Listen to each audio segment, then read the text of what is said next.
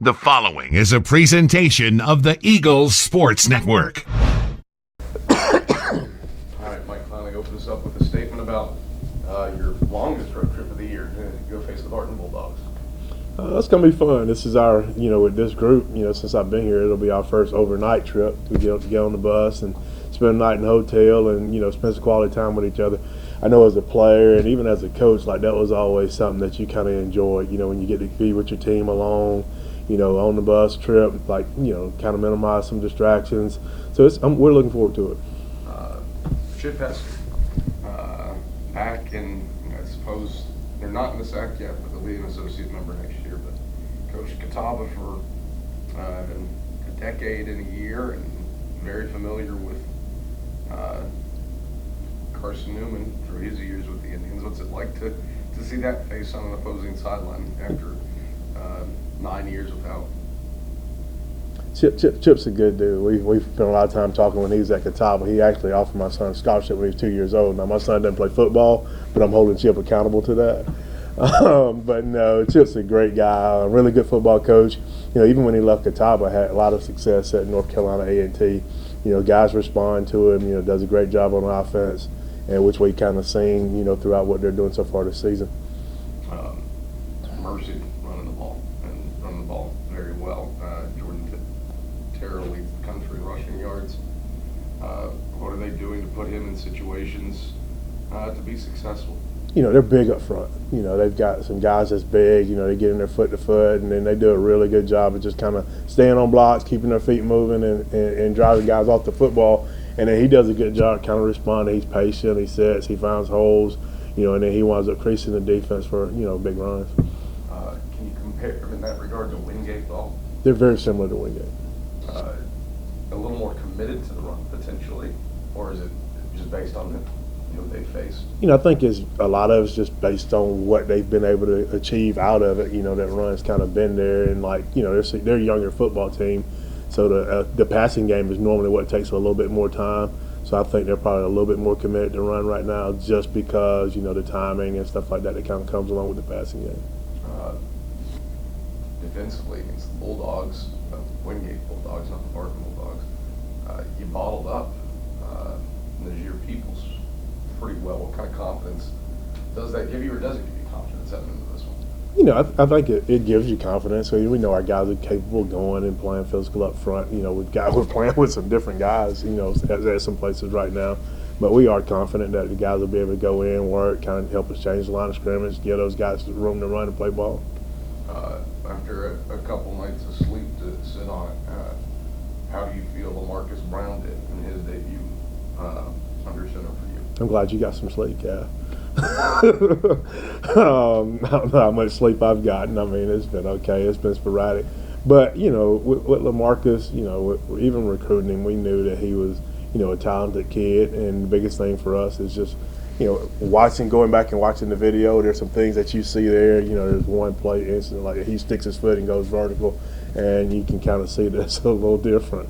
And but the biggest thing is going to be other guys that rally around him, that make sure that we can help the freshman through the situation, don't put all the pressure on him, have him perform, but we have other guys play their role.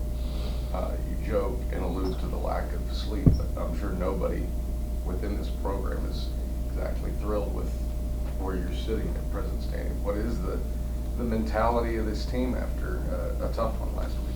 Yeah, we still talking process. It's like one of the kids said in the locker room after the game, it was like back to the drawing board. We're never going to quit and never going to stop. We're going to continue to push and get forward. We watch the video and still see, where there's just a breakdown here, breakdown there, breakdown there. We equated to getting to the promised land. At some point we got to believe and we got to buy in and we got to do the little things right so that we can get where we want to be. Still feel like it's a dam burster moment that is waiting on the horizon? I do. I really do. And I think our kids do. And that's where, we got to go make it happen, though. We can't just sit and wait on it. Barton defensively, they've got in the backfield a fair amount, 12 sacks on the year. But, nobody's putting up insane numbers. Linebacker Perry's got 30 tackles and 6.5 tackles for loss. What do they do defensively to frustrate people? they have really good talent, but they play hard. And, a lot of times when guys play and they give great effort, you minimize big plays because you have guys running to the ball. And then when something does break loose, that guy, that backside corner is there, he can at least get it on the ground. And so I think that's really the staple of everything they do, and they play with great effort. Unfortunately, probably one of the more pleasant surprises this year for you has been Michael Harris, punter. Probably seen more of him than you would prefer, but he's with field position several times and is top 5 in the country in punting. What's he done to develop himself so quickly? We felt like Michael's always had a really good leg. The big thing for him was kind of developing confidence, and he's been put in situations and been put under the fire, and it's good to kind of see him, gain that confidence and be able to see, what he can really do. That one punt he had, that if we could get down, man, it hung in the air forever and went forever. So we're super excited about Michael. We give him all the field and score points, it would be better. But I told him we'd rather punt than have a turnover. So. Playing several freshmen for the first time, their first substantial snaps. Corey Long got his first start on the defensive line against Wise. What stuck out to you about his performance?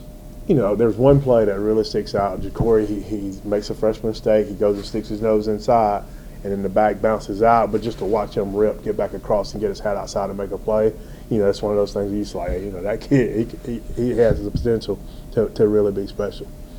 Anything else? I think, overall, it's just we're looking forward to going and playing football again. I'm excited about where our kids are. We're super pleased with, their mindset right now. And so we're excited about going to play football. Yeah, I think you kind of mentioned it as we were tearing down from the coaches show, but, you've got good kids. How much does that help? How much does it make the results frustrating that there hasn't been that payoff for them? I think that's where we talked in our meeting yesterday. We are a team. Sometimes you get the players, you get the coaches, but we're all a team.